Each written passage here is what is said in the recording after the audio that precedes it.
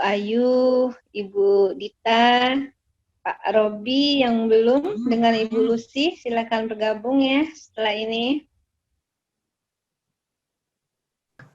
Mulai mudah-mudahan Pak Dirjen sudah bergabung karena kita perlu melaporkan juga ke Pak Dirjen sedikit kegiatan yang sudah berjalan ya dan ke depannya.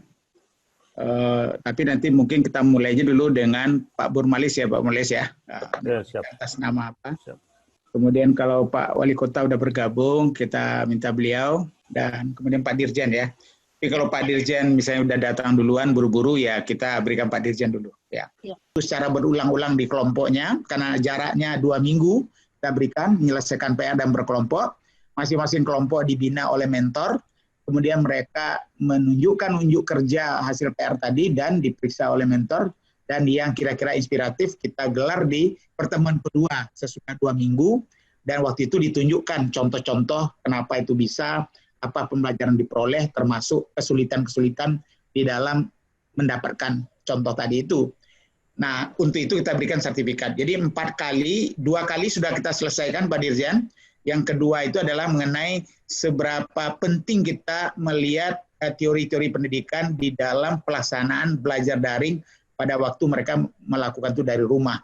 Kapan itu pikiran kita tentang teori konstruktivisme dijadikan pegangan, kapan itu teori behavior jadi dasar, kapan teori kognitifnya, dan apa insentif dan disinsentif yang bisa kita berikan kepada anak didik kita dan kepada orang tua untuk membantu agar anak tetap bisa belajar berdasarkan pendekatan-pendekatan yang disesuaikan dengan kondisi anak dan lingkungan di mana mereka berada. Nah, yang sekarang ini Pak Dirjen ini adalah khusus untuk melihat seberapa jauh kita bisa memfasilitasi discovery learning dan juga problem based learning dan melalui daring ini. Apa aja yang diperlukan, bagaimana lembar kerja daripada siswa ya, LKPD-nya ya, kemudian dan seterusnya. Ini ada 2 narasumber utama kita nanti dari UNRI dua-dua PhD dari luar negeri, dari universitas, salah satu universitas yang terbaik di dunia ya. Dan kemudian nanti kita akan mendengar 5 orang guru kita per jenjang yang sudah melaksanakan pilihan ini Pak Dirjen, dan kemudian ini nanti diakhiri dengan PR, kemudian berkelompok kembali. Nah, saat ini sudah hadir lebih dari 700 Pak Dirjen ya, ini bergerak terus angkanya, sudah 716 yang akan mendengar pencerahan dari Pak Dirjen. Jadi mudah-mudahan Pak Dirjen yang sudah dari awal ikut memberikan dorongan pada kita sehingga kita bersemangat melakukan ini, sekarang hadir lagi bersama kita di tengah kesibukan beliau yang luar biasa. Kita berikan tepuk tangan yang hangat kepada Pak Dirjen. Kami persilakan Bapak Dirjen kita, Bapak Dr. Iwan Sahril, PhD. Silakan, Pak Iwan. Terima kasih, Prof. Fasli. Bismillahirrahmanirrahim. Assalamualaikum warahmatullahi wabarakatuh. Waalaikumsalam warahmatullahi wabarakatuh. Ini Prof. Fasli selalu ya, setiap bertemu itu selalu membangkitkan semangat. Hebat sekali, Prof. Luar biasa. Apresiasi buat Prof. Fasli. Sebenarnya tepuk tangannya buat Prof. Fasli ini sebenarnya. Sebagai penggagas, motivator, dan fasilitator kita semua. Yang saya hormati Prof. Fasli Jalal, yang menurut saya yang kita tuakan sekali di sini, yang sudah luar biasa kontribusi dan terus menyemangati kita untuk terus maju dan berkembang. Selalu jadi role model kita semua. Prof. Fasli, terima kasih. Dan Pak Burmalis Ilyas, ini Minang Diaspora Network Global. Terima kasih Pak Burmalis sudah diundang kembali ke sini. Pak Haji Fadli Amran, BBA, ini luar biasa. Saya sudah mendengar sebelumnya, tapi tadi bertemu walaupun secara daring saya ngerasa bertemu langsung, memang terlihat sekali kita sangat beruntung memiliki seorang pemimpin muda yang sangat inspiratif, sangat smart. Bukan aja smart yang tadi Pak, menurut saya Pak Wali Kotanya juga sangat smart. Dan Bapak Ibu narasumber semuanya, Pak Afrianto Daud PhD, Bu Yenita Roza PhD, Bu Luciana Megasari, dan Bu Dita Bibiana. Pak Rahmat. Oh, ada guru juga ya? Iya, Pak. Salam dari Padang Panjang, Pak. Oke. Apa kabar, Pak Rahmat? Alhamdulillah. Apa kabar, Pak? Ya, Pak Robi Permana dari Payakumbuh dan Ibu Ayu Hidayati, SMKN 2 Padang. Ini Sawalunto, Padang, Riau, Payakumbuh, Padang Panjang, mana lagi? Semuanya ya kayaknya Prof. Asli ya? Iya, ya bergiliran. Pokoknya Sumatera Barat terwakili semua lah, selalu. Tanda Sumatera Barat cukup merata mutunya, Pak Dirjen. Iya, saya sangat senang sekali, Prof. Asli. Saya pikir nih kita akan menjadi contoh ya untuk Indonesia ya, gerakan yang sangat luar biasa ini, sangat positif, dan memang sangat diperlukan. Sebelum COVID pun kita memang sudah terus dilecut untuk supaya bisa lebih cepat belajarnya, lebih giat belajarnya dan lain-lain, karena percepatan revolusi industri 4.0 di mana katanya disruption is the new normal. Jadi era yang normal itu adalah disrupsi yang terjadi secara terus-menerus. Itu merupakan hal yang harusnya menjadi sangat lazim, sehingga untuk bisa terus kita bergerak sesuai dengan percepatan zaman, ya kita tidak ada pilihan selain belajar. Nah, COVID ini menurut saya membangkitkan sebuah gerakan yang saya pribadi tidak pernah lihat sebelumnya. Gerakan belajar yang sangat masif dan luar biasa. Sebenarnya itu adalah COVID itu bagi saya, Prof. Fasli, adalah problem-based learning gitu ya. Jadi problemnya adalah COVID gitu. Jadi kita gimana belajar dari COVID gitu. Jadi COVID-nya itu sendiri menjadi sebuah problem-based learning secara global atau secara komprehensif dari semua sektor, termasuk di sektor pendidikan. Kalau di kita di pendidikan tadi Prof. Fasli dan Pak Burmalis, Pak Fadli juga sudah menyampaikan bahwa kita memang harus melakukan banyak upaya-upaya supaya bisa tidak begitu bingung, tidak begitu frustasi dengan kondisi yang ada. Dengan memang belajar ini hal yang paling penting, bukan saja masa COVID. Mudah-mudahan sudah COVID, momentum yang luar biasa ini insya Allah bisa terus berlangsung. Saya sebenarnya melihat problem-based learning, Bapak Ibu sekalian, kalau saya ingin share, itu adalah filosofi alam tekambang jadi guru. Karena problem-based learning ini menyaratkan kita untuk melihat sumber belajar itu dari permasalahan-permasalahan yang nyata yang ada di kehidupan kita gitu. Yaitu ya alam tekambang jadi guru, kita melakukan observasi apa yang menjadi hal yang menarik bagi kita, menimbulkan keingintahuan, sehingga kemudian kita ingin memahami itu dan ada pertanyaan di situ, lahirlah pertanyaan-pertanyaan. Karena itu problem-based learning ini yang terpenting adalah perubahan dari cara berpikir. Perubahan dari cara berpikir bukan yang lebih kepada teknisnya. Karena kalau dalam konteks teknis, kita nanti jadi kaku dengan teknisnya, karena teknis bisa fleksibel menurut saya. Tapi cara berpikirnya ini hal yang terpenting, yang mungkin nanti ada yang tadi Bapak Ibu guru dari SMP, ada yang dari SD, ada yang dari SMK gitu dan sebagainya, bisa kemudian menyesuaikan sesuai dengan konteks masing-masing. Tapi cara berpikir ini adalah hal yang dalam problem-based learning menurut saya adalah fokus utama yang terpenting buat kita semua. Kalau kita mulai dari pembelajaran itu dari masalah apa nih yang akan kita yang menjadi sumber atau patokan kita, referensi kita untuk belajar. Apa masalahnya? Misalnya masalah PJJ itu sendiri, atau masalah tergantung Pak, kalau misalnya SD masalah sampah yang ada di sekitar kita, atau masalah bagaimana tetap bisa ekosistem UMKM, perekonomian itu bisa tetap jalan dengan protokol kesehatan yang ada dan lain sebagainya. Semuanya itu sebenarnya kalau kita lihat di sekitar banyak sekali hal-hal yang bisa menjadi sumber belajar kita. bahkan dari SD pun bisa untuk kita lakukan pembelajaran problem based learning yang betul-betul real, tapi tentunya dikelola secara scaffoldingnya dengan sesuai dengan level dari siswanya kita. Nah, karena itu dalam problem based learning, dan ini kalau dalam penelitian bukan hal yang mudah untuk mendefinisikan sebuah masalah. Apa yang menjadi masalah? Masalahnya di sini apa? Nah, ini kalau dalam dunia kedokteran, ini Prof. Fazly sebagai salah satu nih dokter terbaik kita juga ini, selain guru yang terbaik juga. Diagnosis itu penting sekali. Ini masalah apa ini gitu. Jadi karena ketika kita nanti untuk mencoba untuk melihat apa yang kita lakukan setelah kita mendefinisikan ini masalah apa, itu akan mengerucut atau mengarahkan kita kepada perjalanan belajar yang relevan. Kalau salah diagnosis ya nanti salah pula nanti itunya kan outcome-nya. Jadi diagnosis adalah hal yang terpenting di awal yang harus dikelola dengan baik. Kemampuan untuk bisa mendefinisikan ini adalah masalah apa, ini adalah kasus apa.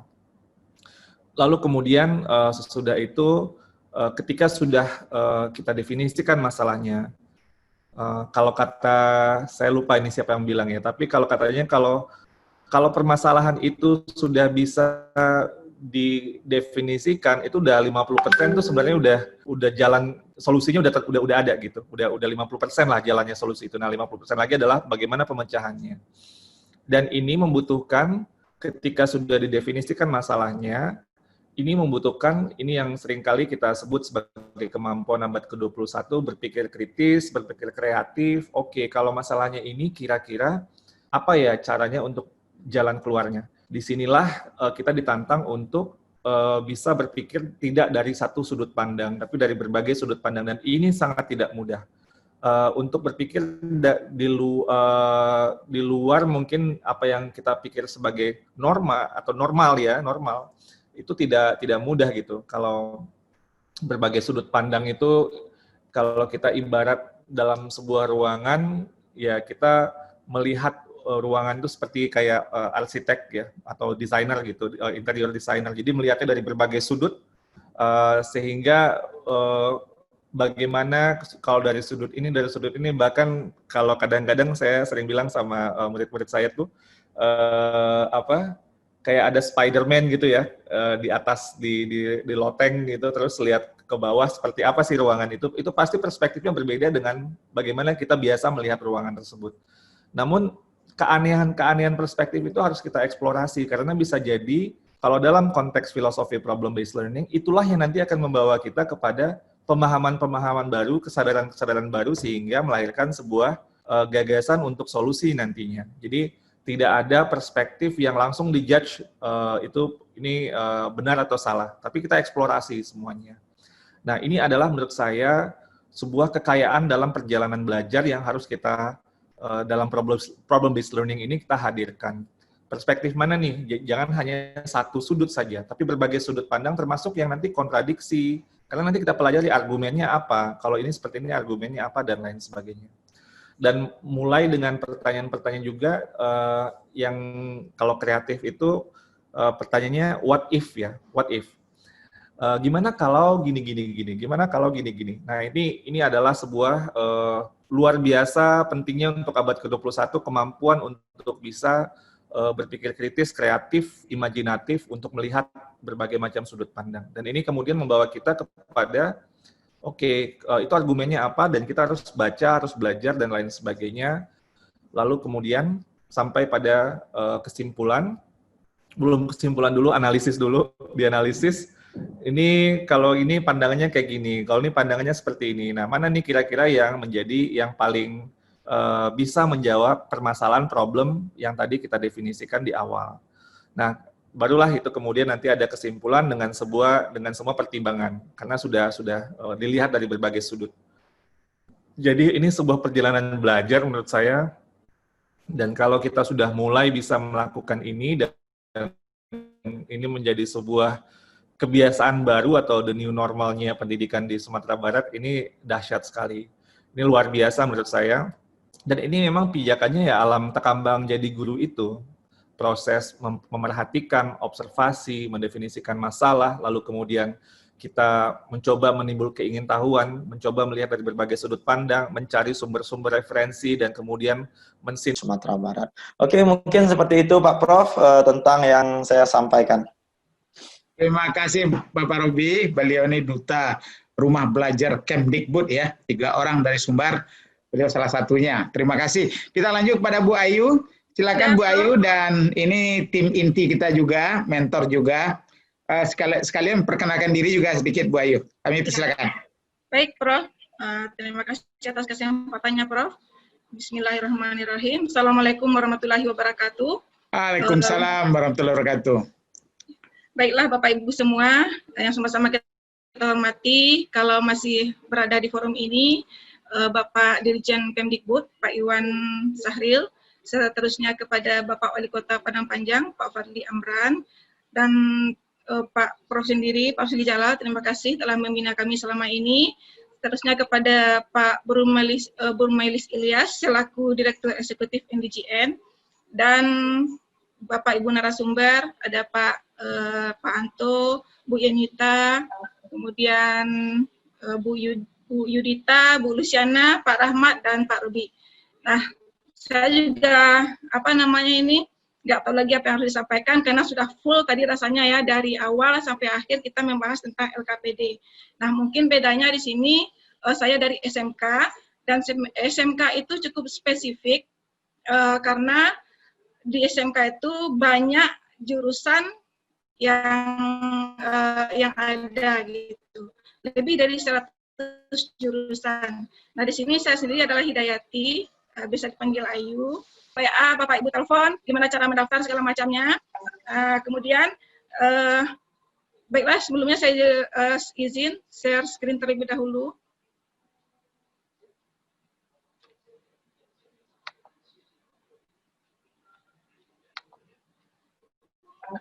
Gimana Prof? Sudah kelihatan ya Prof?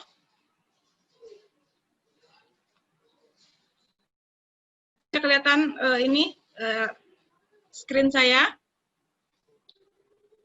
Jelas sudah kelihatan Bu Ayu, ya silakan. Ya, oke. Terima kasih. Nah, jadi ini adalah best practice apa yang telah kami lakukan di tingkat SMK tentang bagaimana pengembangan LKPD berbasis problem-based learning dan discovery learning. Nah, tadi dalam berjalannya waktu ada pertanyaan, saya lihat di chat, Ibu, ini bisa nggak untuk problem-based learning ini bisa nggak untuk jurusan akuntansi, seperti itu. Nah, saya pikir untuk metode pembelajaran ini, apakah problem-based learning, discovery learning, dan satu lagi project-based learning itu sebenarnya cocok untuk semua materi atau mata pelajaran. Apapun jurusannya ataupun apapun mata pelajarannya ini bisa kita gunakan. Tergantung kita sebagai guru bagaimana merancang desain pembelajarannya supaya lebih menarik bagi siswa. Nah, kenapa di SMK saya katakan lebih spesifik? Dulu normalnya sebelum COVID ya, normalnya PBM di SMK itu ada tatap muka atau teori di sekolah, kemudian ada praktek sekolah, kemudian ada praktek kerja lapangan. Nah, di era pandemi ini, normal itu akan menjadi new normal, yaitu PBM, daring, dan luring. Mungkin itu saja. Nah, untuk praktek kerja lapangannya, ini kita harus ada izin dulu dari orang tua. Apakah mereka atau siswa ini nanti diizinkan untuk melaksanakan praktek kerja lapangan atau tidak. Nah, ini kan kita sekarang di lapangan untuk SMK. Nah, untuk PBM, sama seperti level yang jenjang yang lain, dari TK, SD, ya, SMP, SMA, di SMK juga seperti itu, ada daring dan luringnya juga. Nah, daring ini kita biasa menggunakan WAG, ya, bisa dengan chat atau voice note. Nah, kemudian atau dengan video pembelajaran, menyediakan video pembelajaran untuk siswa, ini nggak akan saya tampilkan, nanti akan memakan waktu lama. Kemudian bisa juga kita menggunakan kelas maya atau kelas atau virtual seperti yang dijelaskan oleh Pak Anto dan teman-teman narasumber tadi. Ada yang menggunakan G Suite, Google Form, dan lain sebagainya. Nah, di sini kebetulan saya menggunakan kelas maya atau kelas virtualnya Microsoft Teams, ya. Kemudian tentu saja tidak semua siswa ini bisa mengakses kelas maya ini atau belajar secara online ini. Nah, ada beberapa siswa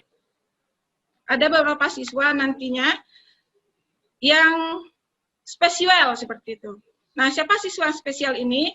Yang pertama itu siswa yang mungkin memiliki keterbatasan sarana dan prasarana di rumahnya. Contohnya, mereka mungkin ada sebagian besar ini tidak memiliki HP mungkin, ya. Atau kalau kami di SMK, terutama jurusan saya, rekayasa perangkat lunak, itu biasanya siswa seharusnya wajib memiliki laptop. Nah, mungkin mereka belum memiliki ini. Nah, nanti kita akan mengadakan pembelajaran sistem luring. Nah, satu lagi adalah siswa spesial ini adalah siswa ABK, ya, anak berkebutuhan khusus. Nah, bagaimana kita menghadapi ABK ini dalam masa pandemi? Nah, seperti itu. Kemudian di sini saya juga akan menampilkan LKPD, contoh LKPD.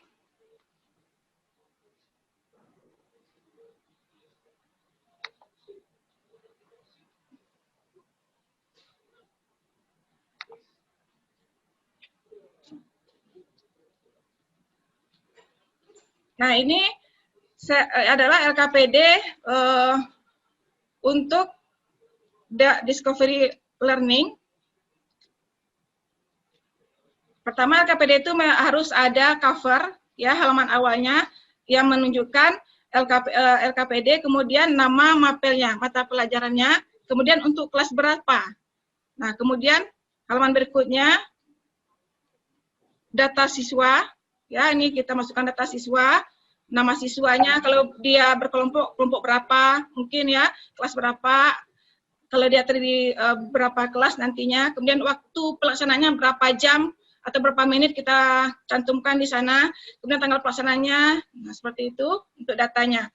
Nah, mungkin di sini untuk LKPD, baik ya saya perhatikan dari jenjang TK sampai sekolah menengah atas, ada baiknya kita menambahkan gitu ya, menambahkan kalimat-kalimat mengajak gitu. Mungkin mari belajar, ayo belajar seperti itu. Nah, ini juga untuk menimbulkan semangat belajar siswa-siswa nantinya di rumah ataupun di sekolah. Nah, dimulai dengan kompetensi dasar, indikator pencapaian kompetensi, kemudian tujuan pembelajaran.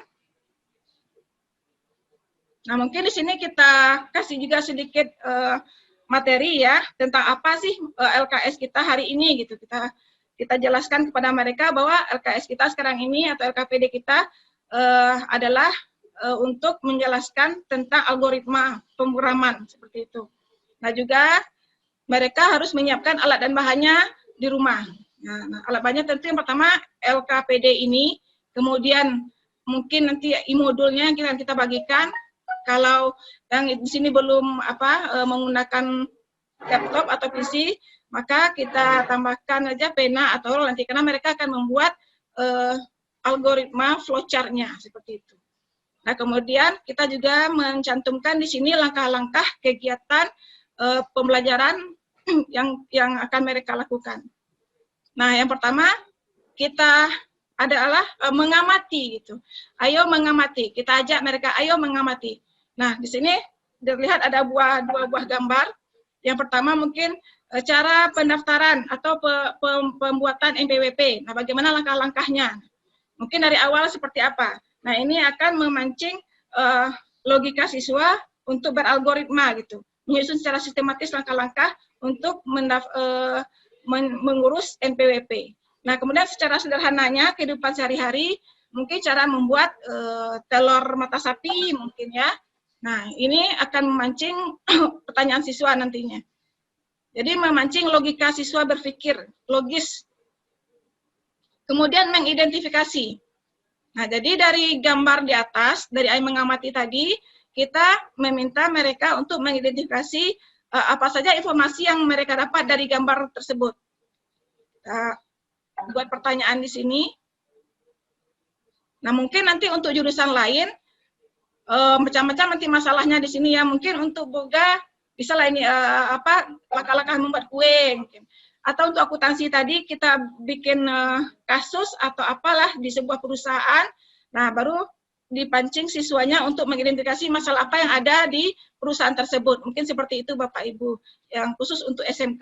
Nah, sebenarnya SMK ini cukup banyak kasus yang akan bisa kita tampilkan ya, karena nanti kita akan banyak bekerja di lapangan nantinya. Berikutnya mengumpulkan data. Nah, jadi sebelum mereka membuat algoritmanya ya, mungkin anak-anak atau siswa dipersilakan membaca modul yang telah kita share ya, mungkin misalnya melalui kelas virtual ya. Kemudian kita tanya lagi seperti apa data yang mereka peroleh. Apa-apa saja data yang wajib yang penting mereka peroleh. Kemudian langkah berikutnya adalah mengolah data. Nah, di sini setelah mereka mengetahui atau membaca tentang simbol-simbol flowchart, mereka diminta ini agak lebih tinggi lagi tugasnya ya. Jadi membuat algoritma mencari luas segitiga dalam pseudocode flowchart, dan kemudian mereka juga diminta membuat video contoh algoritma dalam kehidupan sehari-hari. Nah, seperti itu. Yang terakhir, kemudian mereka diminta membuktikan apakah benar ya, apakah benar algoritma ini dibutuhkan dalam kehidupan sehari-hari dan pemrograman. Kemudian kita minta mereka menjelaskan. Kemudian kita minta mereka menyimpulkan apa yang telah mereka lakukan selama pembelajaran di atas. Nah, ini adalah LKPD untuk discovery learning. Mungkin untuk problem based learning akan sama saja seperti teman-teman narasumber atau Bapak Ibu narasumber yang menyampaikan tadi. Tidak usah saya tabirkan, akan membuat lama juga nanti. Kemudian saya lanjutkan. Nah, implementasi. Iya, Bang. Ya. Benar. Nah, sama dengan yang disampaikan Pak Robi, di SMK pun ada labor virtual gitu, labor virtual. Nah, di sini untuk RPL khususnya cukup banyak ya, website belajar coding gratis itu cukup banyak. Nah, bagi siswa nanti yang tidak memiliki sarana dan prasarana di rumah yang lengkap ya, karena mereka juga harus memiliki laptop, PC gitu. Nah, seandainya mereka hanya memiliki Android nantinya, mereka bisa menggunakan salah satu dari website belajar ini. Nah, nanti akan saya tampilkan juga seperti apa bentuknya. Kemudian dari LKPD tadi, nah ini yang saya di luar pikiran saya pikir siswa ini yang mereka baru masuk ke SMK, dari SMP ke SMK, ternyata benar kata Bapak Dirjen kita tadi, anak-anak ini lebih hebat daripada kita. Saya pikir mereka hanya akan memberikan contoh simpel-simpel saja. Cara membuat tes, cara membuat kopi, ternyata tidak. Nah, mereka lebih kreatif lagi dari kita. Ya, saya tampilkan.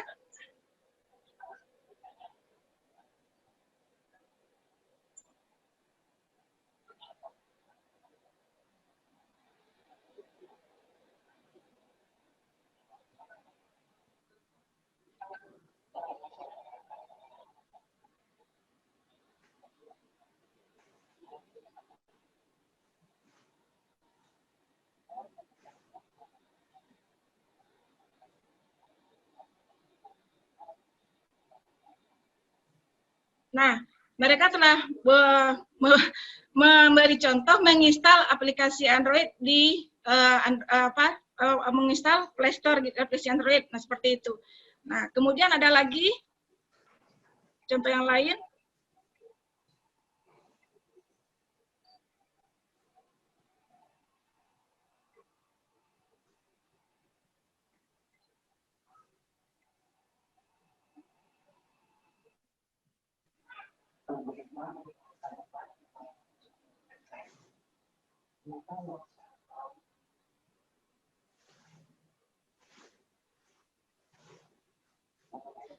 Nah, ini juga sudah mengarah ke pembelajaran kita gitu. Jadi mereka dalam kehidupan sehari-harinya tidak hanya sekedar yang mereka lakukan, misalnya masak kue atau masak nasi goreng. Nah, tadinya saya pikir seperti itu yang akan mereka tampilkan, ternyata luar biasa sekali hasil karya mereka, saya rasa seperti ini.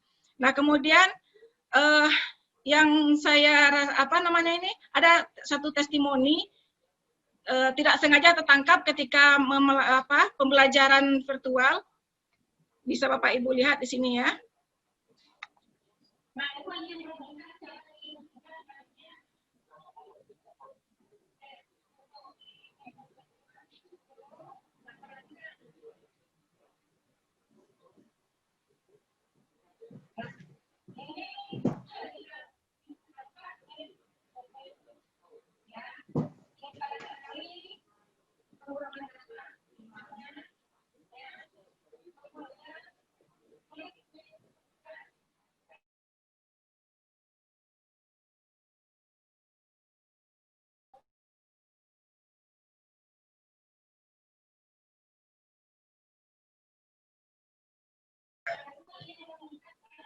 Halo Pak, ya, saya menampilkan testimoni dari siswa Pak, sebentar. Oh iya, agak kecil hurufnya, bisa dibesarkan? Atau dibacakan aja yang penting-penting, karena agak susah dilihat. Iya, sebentar Pak. Di sini nggak bisa dipercepat ya videonya.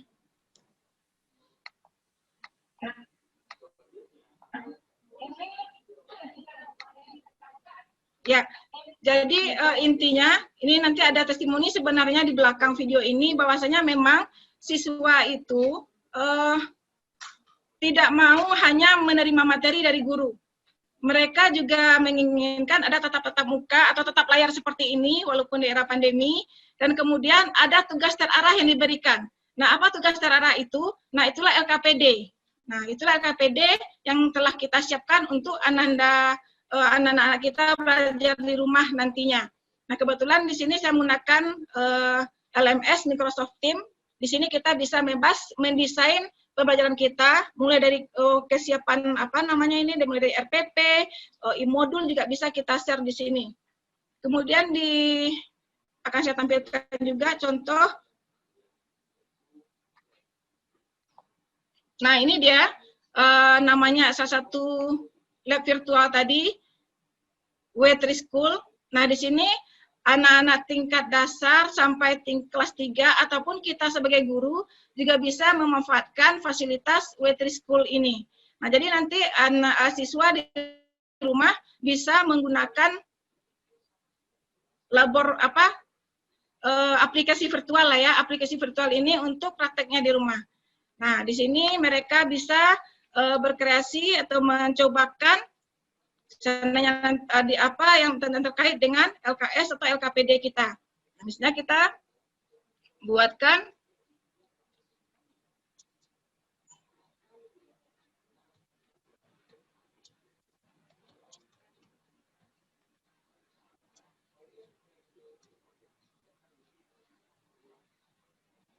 Nah, ini bisa mereka jalankan atau run istilahnya kalau di bahasa penggamanya dijalankan, maka akan tampil hasilnya di sebelah sini. Nah, ini bisa mereka gunakan pakai Android saja tanpa harus menggunakan laptop.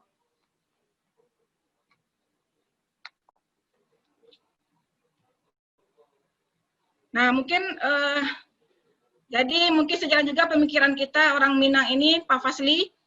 Tadi juga sudah disampaikan di awal oleh Pak Dirjen, bahwasanya alam tak kembang jadi guru, jadi apapun yang ada di sekitar kita bisa kita manfaatkan untuk pembelajaran di era pandemi ini. Jadi siswa tidak harus terkekang gitu ya pemikirannya, saya nggak punya peralatan ini, gimana saya mau praktek, seperti itu ya. Jadi kita bisa memancing siswa merangsang siswa berpikir, saya bisa ngapain lagi ya, sisanya ada ini, bisa dijadikan apa, seperti itu. Nah, kemudian akhirul kalam, Bapak Ibu semua, setitik jadikan laut, kosakapa jadikan gunung. Assalamualaikum warahmatullahi wabarakatuh. Waalaikumsalam warahmatullahi wabarakatuh. Terima kasih Bu Ayu atas penjelasannya, melengkapi semua yang kita cari hari ini ya. Menurut saya ini kita udah kenyang bener ini ya. Jadi makanannya berlimpah, makanan pembuka, makanan inti, makanan para buang penutupnya lengkap semua. Nah, tapi nanti kita akan minta Prof. Ismet untuk memberikan komentar sedikit. Kemudian Bu Citra dan tim menyampaikan PR. Dan terakhir kedua instruktur utama kita, Bu Yenita dan Pak Anto, kita memberikan membungkus apa yang beliau lihat dan mungkin kalau ada pertanyaan-pertanyaan spesifik pada beliau berdua ya. Sekarang kita minta dulu Prof. Ismet. Kami persilakan Prof. Ismet dan bersiap-siap Ibu Citra dan tim nanti menyampaikan PR sejelas mungkin kepada para guru ya. Silakan Prof. Ismet.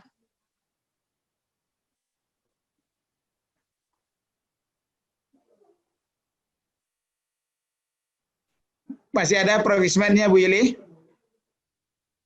Masih Bapak. Ya udah di unmute, sudah dibuka. Silakan Prof. Ismet. Atau sambil menunggu Prof. Ismet apa? Oke. Bisa dengar Prof. Fasli? Sudah kedengaran Prof. Ismet, silakan. Oh, baik, terima kasih. Wah, terima kasih sekali Prof. Fasli. Ini apa namanya ini? Dwi tunggal kita ini Prof. Fasli dengan Pak Burmalis ini dalam usaha Tritunggal lah, pengembangan. Prof. Ismet Tritunggalnya.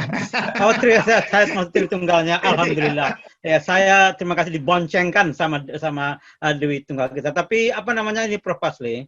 Ini dari semua ini saya ikut dari awal tadi, mulai dari Pak Wali Kota dan Pak Dirjen. Dan seperti Pak Ustadz tahu semua yang saya ikuti itu, semakin saya yakin apa yang kita kerjakan dalam waktu yang begini menantang, waktu yang begini sulit, hikmahnya saya mulai melihat untuk Sumatera Barat begitu besar, Prof. Fasli, Pak Burmalis. Ini dengan apa namanya dengan Pak Burmalis dan Prof. Fasli ini berhasil gitu mengajak, memfasilitasi, menginspirasi begitu banyak kawan-kawan kita di guru-guru di universitas dan sebagainya itu. Ini mengingatkan saya kepada apa yang sering saya bicara dengan kawan-kawan dulu di Amerika, di Cornell dan di Australia sekarang. Salah satu kunci ternyata Prof, untuk kita bisa membangun sesuatu sebesar pendidikan, semenantang pendidikan, itu adalah keterus-menerusan, keberlangsungan terus-menerus itu. Karena itu kita lihat walaupun mereka sedikit-sedikit setiap minggu kita lihat misalnya kalau di sebuah fakultas mereka mengadakan pertemuan untuk berbicara tentang topik-topik yang cocok untuk fakultas itu. Yang saya pelajari dari pembicaraan kita ini baru ini topik yang ketiga ini itu yang saya lihat Prof. Fasli dan Pak Burmalis. Saya betul-betul berharap seperti juga tadi disampaikan oleh Pak Dirjen itu.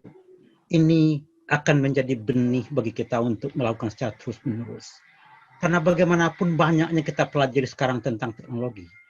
Yakinlah dari yang kita lihat sekarang ini, apa yang kita pelajari hari ini, dia akan ketinggalan zaman dalam minggu depan, bulan depan, apalagi tahun depan. Akan tetapi kebiasaan yang kita tanamkan untuk belajar, kesemangat untuk belajar, kita tidak akan pernah ketinggalan zaman. Karena kebersamaan ini akan selalu kita berbagi apa yang terjadi. Dan nanti kawan-kawan yang di luar Indonesia pun, seperti saya misalnya atau yang lain-lain juga, akan bisa selalu berbicara dengan guru-guru kita. Dengan mentor-mentor hebat kita. Dengan pelaksana-pelaksana yang luar biasa dedikasinya. Keterus-menerusan ini Prof. Fasli. Jadi mudah-mudahan nanti sesudah pandemi ini saya betul-betul berharap salah satu kegiatan MDN yang diprioritaskan. Karena tanpa keterus-menerusan, semua yang kita kerjakan ini akan menjadi ketinggalan zaman pada waktu yang cepat. Coba bayangkan, teknologi industri, coba bayangkan, yang 3.0 itu mulainya kapan? Pada tahun 70-an. Hanya 3 dekade yang lalu. Teknologi revolusi teknologi 2.0 kapan itu? Awal abad ke-20, 70 tahun. Yang pertama kapan? Lebih 100 tahun sebelumnya. Dengan arti kata lain, setiap perkembangan teknologi industri ini, teman-teman sekalian, waktunya untuk mengadakan loncatan, revolusi, itu semakin pendek. Jadi yang kita perlukan adalah keterus-menerusan, kebiasaan untuk bersama seperti ini, berbagi seperti ini. Kan setiap berbagi itu di masa depan kita sudah terbiasa berbagi, yang kita bagi itu adalah hal yang baru, sesuai dengan zamannya. Kita tidak boleh lagi ketinggalan zaman. Jadi benarlah yang dibaca waktu saya sekolah di PGA dulu, yang pertama yang saya hafal itu adalah kita menuntut ilmu itu kapan? Minal mahdi ilal lahdi. Kan begitu. Jadi kebiasaan inilah yang penting. Itulah menurut saya salah satu jasa dari Prof. Fasli dan Pak Bermalis melakukan ini pada masa yang sesulit ini.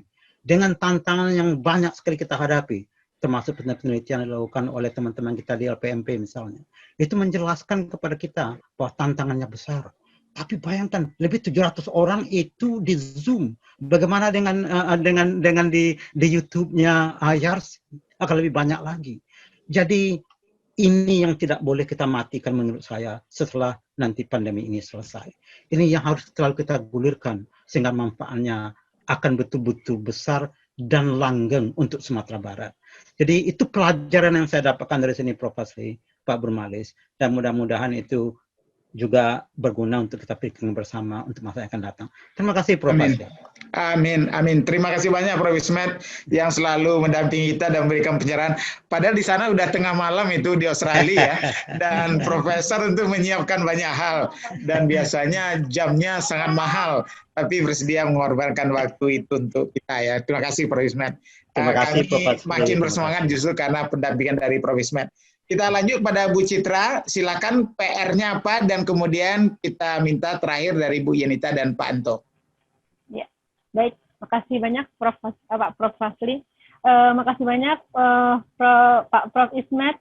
Luar biasa ini semangat yang diberikannya kepada kami semua di Sumatera Barat dari Australia. Mudah-mudahan ini menjadi semangat baru buat serial 3. Supaya para Bapak Ibu peserta kita semakin mau untuk terus belajar dan belajar lagi bersama-sama. Jadi kolaboratif itu memang penting sekali ya Prof ya. Bapak dan Ibu, untuk serial 3 ini sesuai dengan tema kita, bahwa teknik penyusunan LKPD berdasarkan problem-based learning dan discovery learning, maka tugas yang akan Bapak Ibu nanti kerjakan bersama-sama dengan tim mentor dalam grup WA adalah membuat LKPD atau yang kita kenal dengan LKS. Bapak Ibu nanti untuk membuat ini, bagi Bapak Ibu yang sudah mengikuti dari seri 1 dan seri 2 tentu sudah memiliki RPP dan bahan ajarnya, sehingga bisa melanjutkan dengan pembuatan LKPD-nya. Atau bagi Bapak Ibu yang baru saja mengikuti, tapi sudah juga memiliki RPP dan bahan ajar, bisa langsung juga membuat LKPD-nya. Dan bagi Bapak Ibu yang belum memiliki RPP yang dapat digunakan untuk pembelajaran daring atau luring dan masih butuh bantuan untuk bagaimana membuat sistem pembelajaran yang baik, kami di tim mentor akan sangat bersedia untuk memfasilitasi ini jika pada akhirnya Bapak dan Ibu nanti mampu membuat LKPD juga. Begitu untuk Bapak dan Ibu peserta yang baru bergabung bersama kami. Bapak dan Ibu nanti akan bergabung setelah ini dalam grup-grup WA dalam bentuk kegiatan yang kita kenal dengan ON, yaitu selama 13 hari. Pada 13 hari itu sesuai dengan waktu yang telah ditentukan oleh para tim mentor, nantinya Bapak dan Ibu akan saling berinteraksi, main dengan tim mentor atau dengan tim peserta untuk saling berbagi terhadap permasalahan atau mungkin hal-hal baru yang bisa Bapak Ibu berikan terkait dengan pembuatan LKPD ini. Waktunya akan ditentukan oleh Bapak dan Ibu peserta bersama dengan tim mentornya. Silakan nanti diatur dalam grup WA-nya. Bapak dan Ibu peserta yang baru bergabung dalam grup Telegram, belum bisa bergabung dengan grup Telegram atau belum bisa bergabung dengan grup WA, jangan khawatir. Kami akan memfasilitasinya sesegera mungkin, karena ini hal baru mungkin buat Bapak dan Ibu. bagaimana menggunakan aplikasi Telegram. Kami akan bantu. Kalau Bapak dan Ibu kesulitan kembali, silakan menghubungi kami. Ada narahubung kami, itu ada Bu Ayu, ada Bu Mega, dan ada saya Citra. Jadi jangan khawatir, pokoknya kita akan terus bersama untuk guru-guru Sumatera Barat. Terima kasih, Prof. Dan juga ada guru-guru dari daerah lain, saya lihat dari Kuningan, jadi silakan dari dimasukin Serdang, ya. Ya, dari Kita Serdang, sambut ada hangat dari ya, Solo. teman-teman kita itu ya. Iya, betul.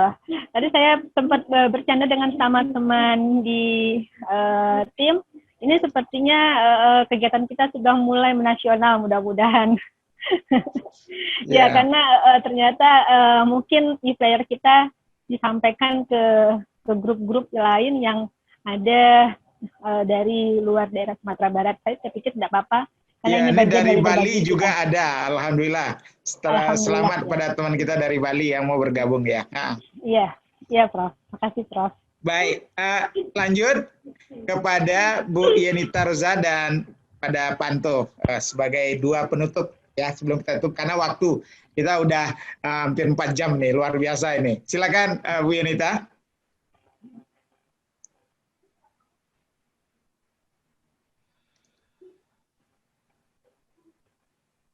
Bu Yenita masih ada bersama kita?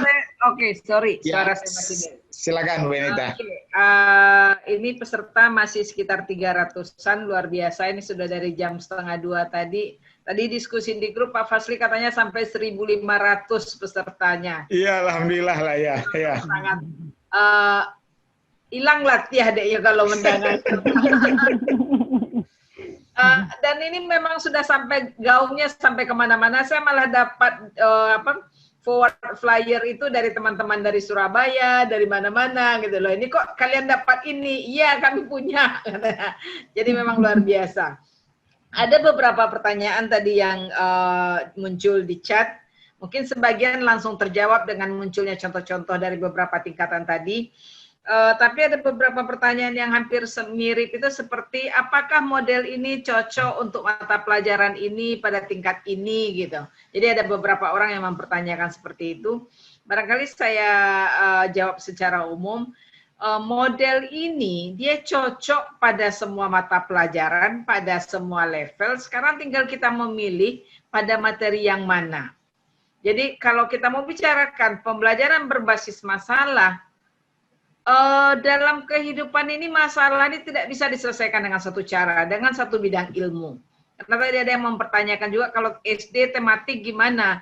Justru pemecahan masalah secara tematik itu menurut saya justru lebih cocok. Jadi ketika masalah diberikan bisa dilihat dari berbagai tema yang ada pada minggu yang diberikan. Jadi tidak ada batasan materi mata pelajaran tertentu atau level tertentu. Cuman itu tentu disesuaikan seperti discovery, penemuan pada level SMA, pada level SD, tentu tidak akan sama. Seperti tadi ada yang mempertanyakan untuk PAUD. Nah, tadi sudah diberikan contoh dan sudah ditekankan bahwa PAUD ini penekanan utamanya adalah bermain.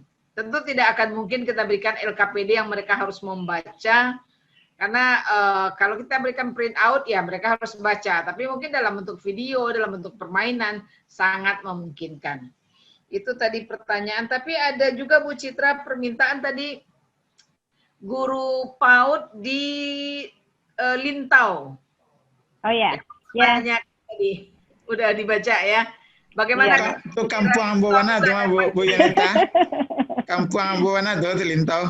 Kampung Pak Fasli Bana tuh. Ada permintaan tadi Pak Fasli, gimana kami di Kecamatan Lintau Buo Utara bisa juga dapat pengalaman seperti ini katanya. Jadi tadi ada permintaan contoh, permintaan materi pada dasar sudah kita share. Tadi saya coba share di chat tidak bisa, tapi mudah-mudahan sudah bisa di-share lewat panitia. Secara umum pertanyaannya lebih kurang itu dan banyak apresiasi dari peserta yang menyatakan mereka mengerti, mereka akan membuat. Alhamdulillah, mudah-mudahan ke depannya kita akan ketemu lagi dengan topik-topik ini. Barangkali Pak Anto kalau masih ada. Masih Pak Anto? Masih. Oke, silakan Pak Anto ditambahkan. Baik, pertama terima kasih kembali saya ucapkan ke Pak Prof. Fasli Jalal dan Bapak-Bapak dari Minang Global Network yang telah memberi kesempatan kepada saya untuk sama-sama belajar dengan banyak sekali guru-guru hebat di sini. Kedua, apresiasi sekali lagi yang sangat tinggi kepada Prof. Fasli dan tim yang luar biasa. Saya pikir ini salah satu best practice ya, bagaimana masyarakat berpartisipasi aktif mencari jalan keluar dari banyaknya masalah pendidikan. Kemudian yang ketiga, terkait beberapa pertanyaan dari Bapak Ibu, misalnya bagaimana menilai Google Sheet gitu ya. Nah, kalau kita balik ke filosofi PBL, itu kan problem Ibu sendiri. Nah, coba praktekkan yang tadi itu, collecting information, cari sendiri, searching gitu ya, nonton YouTube gitu. Jadi poin saya adalah agar kita tetap survive sebagai guru dan terus-menerus meningkatkan kompetensi kita, mari kita teruskan belajar dari banyak sumber sekarang yang tersedia di sekitar kita, termasuk melalui berbagai macam workshop atau seminar-seminar yang sekarang tersedia. Saya yakin kalau sudah ada rasa ingin tahunya, nanti banyak cara kita menemukan jawaban dari pertanyaan kita itu. Terakhir, semoga kita semua tetap sehat, karena ini case COVID luar biasa. Hari ini Pekanbaru lebih 200 positif. Nauzubillah ya, semoga kita semua sehat ya Ibu Bapak. Amin, amin. Walaupun kita memang ingin belajar, mengajar, tapi prioritas pertama saya pikir adalah keselamatan kita semua. Semoga Allah SWT menjaga kita semua. Terima kasih Pak. Amin. Terima kasih Pak Anto. Pak Ismet, senang. Ya. Mohon izin Prof, Ya, Pak Anto silakan. sebentar. Sampai sore ini ternyata kita masih ditemani oleh Kadis Tanah Datar bersama kita Bapak Riswandi, Prof. Ya, mungkin kita minta bersama-sama dengan kita, dari beliau sedikit. Pak Riswandi ya, masih ada? Tolong Pak Riswandi, gimana Pak Riswandi melihat hal ini dan tantangan di Tanah Datar? Silakan Pak Riswandi. Baik, bismillahirrahmanirrahim. Assalamualaikum warahmatullahi wabarakatuh. Waalaikumsalam warahmatullahi wabarakatuh. Yang saya sama kita hormati Pak Prof. Fasli selaku yang penggagas dengan tim kita atas nama pemerintah Tanah Datar melalui Dinas Pendidikan Kebudayaan sangat mengapresiasi gagasan ini, dan memang kita juga mohon maaf, kita sudah mendorong guru-guru, kepala sekolah, pengawas untuk ikut berpartisipasi aktif, namun pada kesempatan ini nampaknya belum begitu optimal. Namun kita tetap akan berusaha untuk memberikan dorongan agar kiranya momen-momen seperti ini bisa dimanfaatkan dengan baik. Karena memang inilah salah satu hikmah. Saya meng-share di grup, katakan begini, inilah salah satu hikmah positif di balik pandemi COVID-19, dan kita cenderung harus berpikir positif, tidak justru malah sebaliknya, dalam upaya untuk mensiasati, mencari peluang dalam rangka bagaimana tugas-tugas kita ke depan yang COVID-19 ini memang belum kita bisa prediksi kapan akan berakhir. Namun dengan kita cepat tanggap, kemudian cenderung berpikir positif, peluang apapun kita bisa tangkap, maka ini insya Allah akan menjadi sebuah kekuatan dalam menjalankan tugas. Saya ucapkan terima kasih kepada teman-teman yang sudah ikut, khususnya Tanah Datar, dan yang belum tentu nanti melalui kawan-kawan yang sudah ikut, kita bisa berbagi informasi, sehingga pada momen-momen selanjutnya bisa bergabung dengan kegiatan yang baik ini. Saya pikir itu saja barangkali Pak Prof. Terima kasih dan mohon maaf. Assalamualaikum warahmatullahi wabarakatuh. Waalaikumsalam. Terima kasih Pak Riswandi. Beliau ini Kepala Dinas Pendidikan dan Kebudayaan Kabupaten Tanah Datar. Baik Bapak dan Ibu, karena sudah hampir maghrib, dengan mengucapkan Alhamdulillah, dengan resmi acara ini kita tutup. Assalamualaikum warahmatullahi wabarakatuh. Waalaikumsalam warahmatullahi wabarakatuh. Makasih Pak Anto, makasih Prof. Makasih Pak Prof Ismet, makasih Pak Terima Riswandi, kasih, makasih Pak. sama-sama. Terima kasih semuanya. Terima kasih semuanya. Luar Terima kasih, biasa, Pak. Assalamualaikum. luar biasa. Terima kasih Prof, makasih Bu Yanita. Terima kasih Bu Ayu, Bu Mega. Terima kasih Bu Ayu. Bu Citra, jangan lupa Bu Citra. Bu Ayu semuanya. Ya Pak, makasih banyak Pak. Ada Bu. Makasih semuanya Pak. Oh iya, kita foto bersama ya. Iya, kita foto bersama dulu sebentar. Ya. Ayo, kita foto bersama dulu sebentar. Ayo, kita foto bersama yuk.